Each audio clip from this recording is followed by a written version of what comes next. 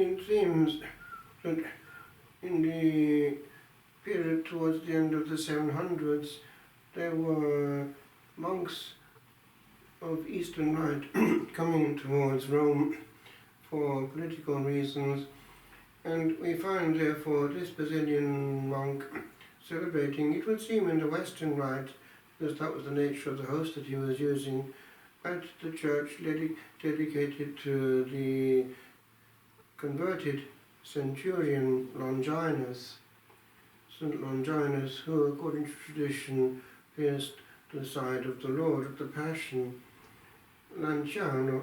And it is interesting that it is there that this Eucharistic miracle took place in his hands. It was a complete miracle, and it is only in recent times that the full nature of it was understood. And in the early 70s it was given to an expert to examine, that is, a sample was able to be analysed scientifically. And what was his puzzlement when he found, years later, when the results of a similar examination and analysis were placed in his hands from Argentina. There the Eucharistic miracle took place, and actually the present Holy Father, when he was Archbishop down there, or Bishop, found those in his hands, and he was amazed. And the result was that it was exactly the same nature.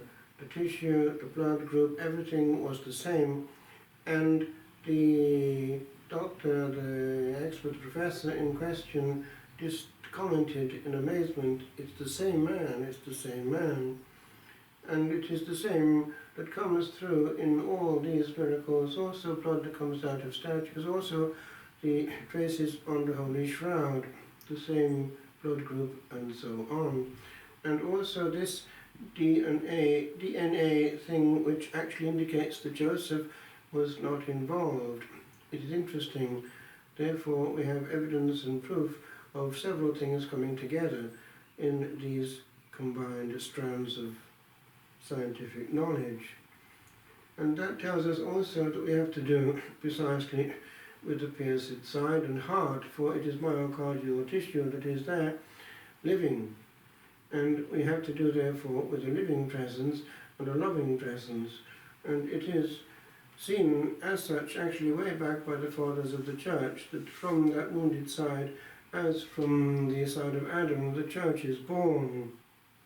Here we have the chalice connecting the precious blood, and we are able to draw close to the Saviour in the intimacy of John the Evangelist, who was given that privilege of being close to the Sacred Heart already at the Last Supper, reclining, possibly even hearing the heartbeat of the Saviour.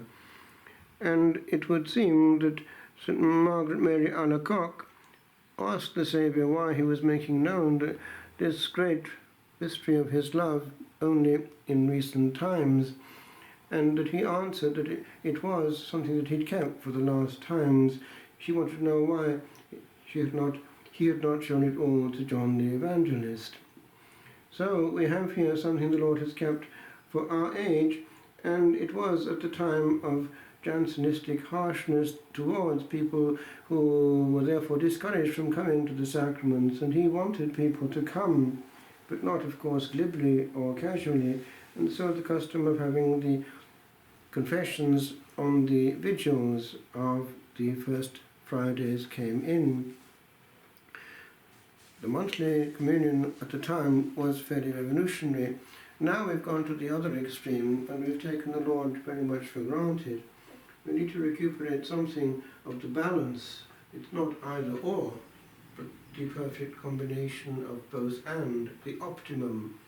It's not out, but et. And we forget that God, nevertheless, is God. We are the ones who change and adapt, but God is unchanged in his rights. And those rights we honour on this day when we make reparation, just reparation and amends to the wounded heart of the King of Kings and Lord of Lords, who is also our judge, as well as making himself our friend and companion on the road.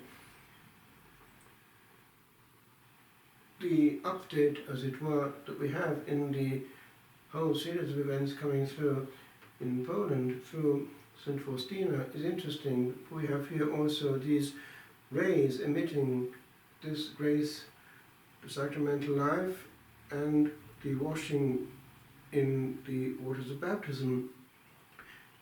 The precious blood is therefore coming out of the Lord still in that form and touching mankind. And we are asked to approach with love and gratitude. The Lord complains to St. Margaret Mary when indicating how his heart is wounded, that he finds only harshness and hardness, this indifference and coldness that he finds. So he's wanting our love. We must not go into automatic pilot when coming to the Lord. It's not enough to go through certain motions and prayers. He wants a relationship. How can love be less intense when coming from and going to the very fountain thereof? All our human rapport, all our relationships in this world are merely pallid reflections of that. Let us give something of the care that we give to one another to the Saviour himself. That implies also looking at him and letting him penetrate us with that gaze of love.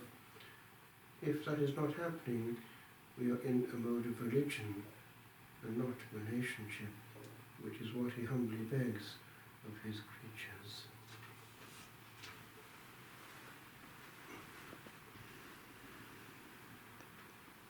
O sacred heart, our home lies deep in thee.